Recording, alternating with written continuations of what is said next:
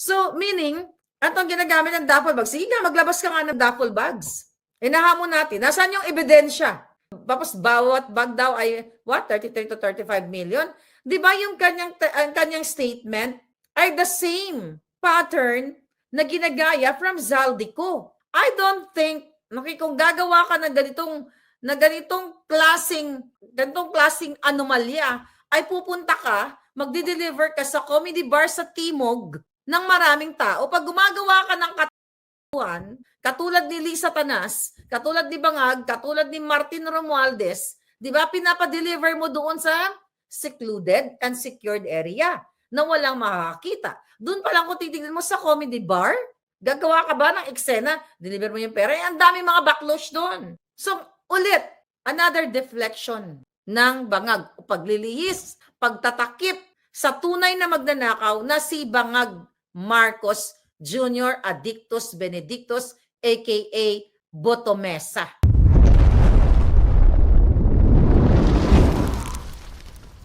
Did another thing, magkahiwalay na insidente with 80 million naman daw at inabot daw niya, okay, sa magkahiwalay na insidente o na pangyayari ang white Toyota Vios na may 80 million cash. Iniwan ito sa what? SM Mega Mall parking. Di ba? SM Mega Mall parking. Well, alam naman natin na kasinungalingan ito, di ba? Then, mga kababayan, another kasinungalingan, 1 billion. Okay, pero actually, yung sinasabi niya dito, mga kababayan, hindi talaga direkta kay Inday Sara. Ginagamit na lang niya yung mga taong nakadikit kay Inday Sara. O, katulad dito sinasabi nitong Madriaga na ito. January 2022, na daw si Vice President sa kanya. Okay? Inutusan daw siya para kunin yung Honda Civic na may cash. Do you think ganyan kasama ang Vice President? O gagawin ito ng Vice President?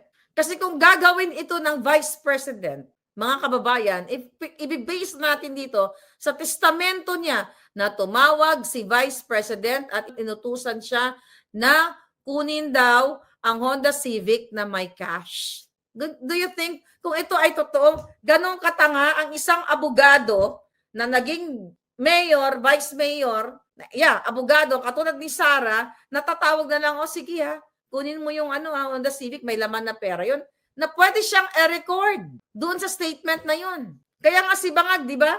Well, hindi nga natin alam kung ano pang hawak na ebidensya ni Zaldico laban sa mga Bangag. Di ba? Ngayon, para mapatunayan natin to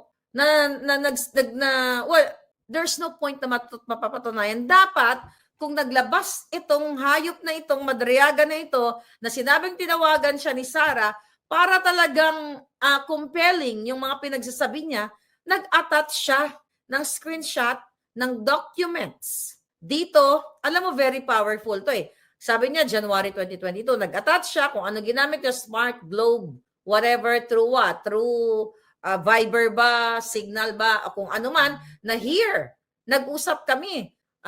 May may call logs, di ba?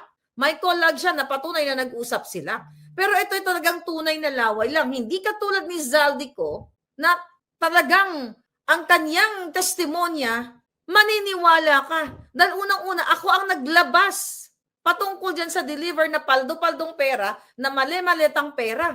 Kasi nung una, magkakampi si Zaldico, si Bangag, si Tambaluslos. Kaya nga, di ba, inutusan yan si Zaldico, nakasuhan ako tungkol dyan sa expose na yan. Bahay sa Paris, at yung bahay ni Zaldico sa Forbes Park. Yan. Pero dahil si Zaldico na ngayon, ang gustong gurgurin, ang ipitin, kinancel na ang kanyang pasaporte, gusto na siyang patayin ni Bangag. Kailangan niyang magsalita at idepensa niya yung kanyang sarili. Yes, voice call and logs na hindi AI, sabi ni Tito Delfino. Exactly, Palangga. So ngayon, mga kababayan, at yung sinasabi pa nitong jutang ginimis na to Madriaga, nakipagkita raw sa kanya si Attorney Manscarpio sa BGC at inutusan daw siya ng kunin yung magnetic lifter sa Bureau of Customs. Ano to, kaputahan ito? Nasaan ang ebidensya mo? Hindi katulad kay Zaldico, malinaw, bicameral.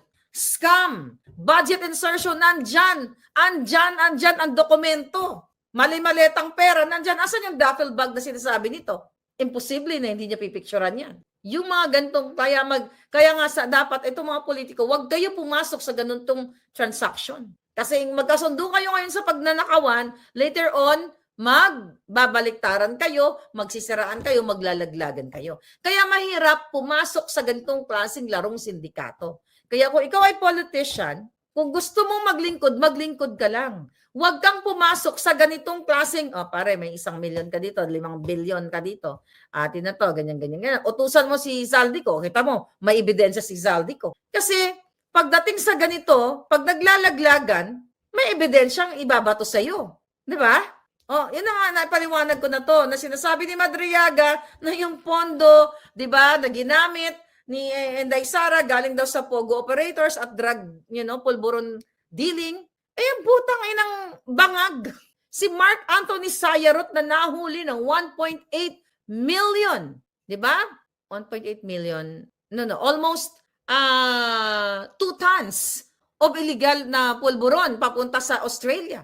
Di ba? Kinasuhan, sinurveillance ng PIDEA. Tinrabaho ng PIDEA for more than almost a year. Sinurveillance ng si Sayarot na yan at na-intercept ng Australian Federal Police. Nahuli ng PIDEA 2 bahay doon sa Forbes, somewhere there. I forgot the exact address. But anyway, mga kababayan, anong ginawa? Naabsuelto pa sa panahon ni Bangag dahil itong si Mark Anthony Sayarot kasama ni Bangag Jr. sa New York nung first visit niya sa New York City. Kung natatandaan ninyo yon, mga kababayan, yung ating expose, tapos bibintang si Sara na may sangkot dito sa pulburon na ito. Di ba?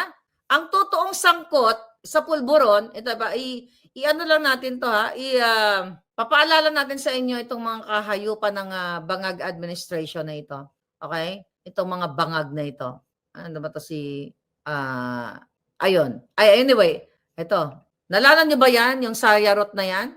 Yan. Itong Sayarot na to, ayan. Mark Anthony Sayarot. Okay? November, yan. Na-explain ko na yan dati. Yan. Kasama yan ni Bangag ni Tambaluslos sa New York. Kung matatandaan ninyo yung expose na yan. Na-intercept yan ng Australian Federal Police kahit i-google ninyo. Ano nangyari dyan? Tinrabaho yan ng PIDEA, na-absuelto pa. Tapos sasabihin, si Inday Sara ang may tumanggap sa pera ng pulburon.